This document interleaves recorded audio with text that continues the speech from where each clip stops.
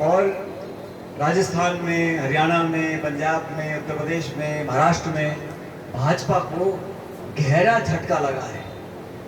उम्मीदों के पुल बांधे हुए थे, जनता ने धराशायी कर दिए कि आपका घमंड, आपका अहंकार और आपका ये ध्रुवीकरण की राजनीति कोई छोटी बात नहीं है।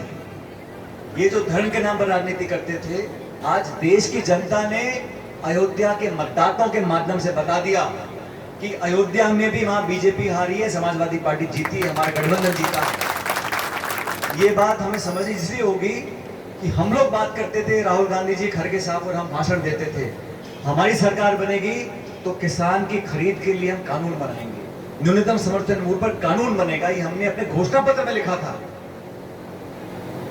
हमने कहा हम बच्चों को नौकरियां देना चाहते हैं। 30 लाख खाली पद पड़े भारत सरकार के, 30 लाख भरने का कोई रोड मैप नहीं, कोई रूपरेखा नहीं।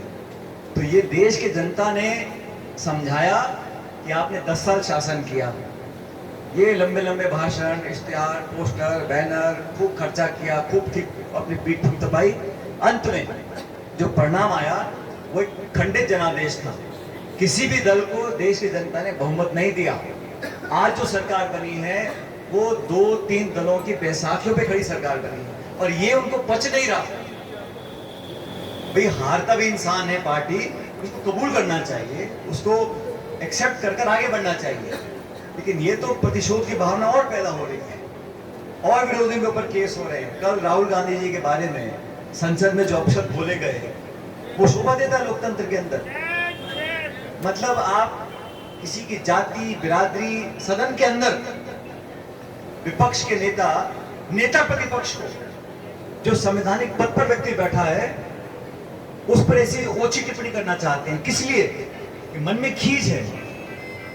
अब जनता ने रगड़ दिया, अब वो क्या करें उसके बाद। आज बजट हुआ, अब मैंने कह रहा था पत्रकारों को, मैंने कहा हमारे बिहार के साथियों से, बिहार की जनता से, आंध्र प्रदेश की जनता से कोई दुश्मनी नहीं है, वो भी हमारे देश के नागरिक हैं, उनको उनका अधिकार मिलना चाहिए। लेकिन 2 राज्यों को, बिहार और आंध्र प्रदेश को 1 लाख करोड़ रुपए दे दिया।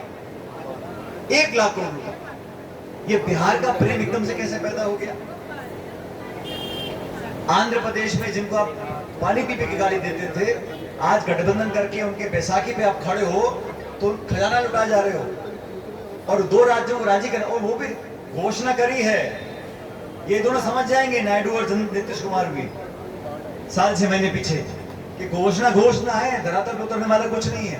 तो झूठी घोषणाएं कर बाकी राज्यों का हक मारकर आप सिर्फ 2 राज्य के नेताओं को राजी कर रहे हो सरकार चलाने के लिए। ये कोई स्वच्छ राजनीति नहीं है। संविधान में सबको अधिकार दिया है और आज देश के लोगों ने माना कि ये लोग कहीं ना कहीं खिलवाड़ करना चाहते थे, संविधान की मूल भावना से खिलवाड़ करना चाहते थे। समूचे देश में संदेश गया। आज 36 कौम के लोगों ने जाके इंडिया अलायंस को समर्थन किया है, चाहे बंगाल है, चाहे बिहार है, महाराष्ट्र है, उत्तर प्रदेश है। तो मैं देश के परिप्रेक्ष्य में आज भाजपा के जो हालात हैं उसको आपको बताना चाहता हूं।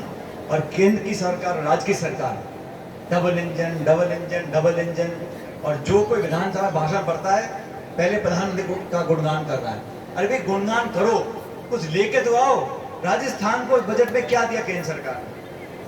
ARCP की घोषणा पे उन्होंने कहा कि राष्ट्रीय घोषणा है, ना धनावंटन किया, ना कोई बड़ी परियोजना, ना कारखाना, ना रेलवे लाइन, ना हवाई अड्डा। राजस्थान की सरकार भाजपा की है, लेकिन बिहार, आंध्र की तुलना में कुछ यहाँ की सरकार ले नहीं पाई। इस बात का हमको दुख है। जनता तो सब लोगों की है। हम लोग पूरा प्रयास कर रहे हैं कि जवाबदेही तय करें सदन के अंदर, सदन के बाहर। हम लोग धरना भी देंगे 1 तारीख और 2 तारीख को बिजली पानी को लेके, सरकार को जगाएंगे। लेकिन प्रबंधन करना, इच्छा शक्ति होना, संकल्पित होकर लोगों की सेवा करना। और कौन सा कोई आसमान मांग रहा है? हम तो कह रहे भाई पानी बिजली दे दो और हमारी बहन बेटे सुरक्षित रहेंगे। इतना करने में क्या जोर पड़ रहा है सरकार को? अब सरकार में दिक्कत यह है कि सत्ता के केंद्र बहुत सारे हो गए, अधिकारी हावी हो गए, लेकिन हम विपक्ष में आज हैं, जिम्मेदारी को समझते हैं। और आप सब लोगों को बताना चाहता हूं कि हम लोग मुस्तैदी से आपके हर मांग की पूर्ति के लिए कोई कसर नहीं छोड़ेंगे, पूरी ताकत से काम करेंगे। अब ये अच्छा भवन हम लोगों ने बनाया है, भवन बन गया, लेकिन मैं चाहूँगा इसमें और सुविधा हम लोगों को दें, ताकि जो काश्तकार या कोई गरीब व्यक्ति यहाँ पर आए, वो बेचारा दूर से आए, कहीं रोड पे खर्च कर कर पेट्रोल फूक कर डीजल फूक कर, तो उसको बैठने के लिए, खाने पीने नहाने के लिए कोई जगह बन जाए। इस प्रकार की व्यवस्था हम लोग कराएंगे। और भी जो आप लोग मांगे कर रहे हैं लगातार उनको पूरा करेंगे। और जो योजना हम शुरू कर गए थे, चाहे वो कॉलेज की हो, फूड पार्क की हो, पुलिया की हो, जो हमारी सरकार के कार्यकाल में जो हमने शुरू करवाई थी, वो सब ठंडे बस्ते में डाल दी। और ठंडे बस्ते में क्यों डाली है?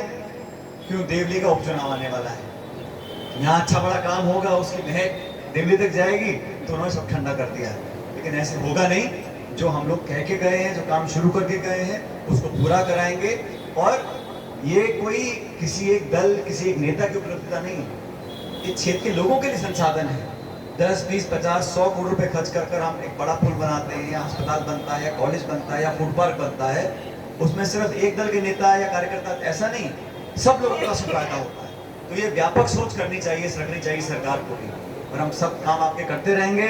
आपसे निरंतर मैं मिलता रहता हूँ, आपकी समस्याओं का समाधान हम कराते रहते हैं। और आपसे उम्मीद रखता हूँ कि आप सब लोग भी हिम्मत के साथ जवाबदेही तय करें, सरकार को मजबूर करेंगे, हमारी समस्याओं का समाधान करें, और आप लोगों की हर मांग को लेकर आगे बढ़ते रहेंगे। क्षेत्र के लोगों ने बहुत सम्मान, प्यार, ताकत हमको दे रखी है, कोई कमी नहीं है। और हमारी तरफ से भी जितना आप लोग जैसे जो मांगोगे, सारे काम आपके पूरे होंगे, चाहे गांव हो चाहे शहर हो। लेकिन आपने जो स्नेह दिया, जो सम्मान दिया, उसके लिए आपका आभारी हूँ। और आने वाले समय में आपका प्यार इसी प्रकार हमें मिलता रहे। बहुत बहुत धन्यवाद। जय हिंद। राम राम साहब।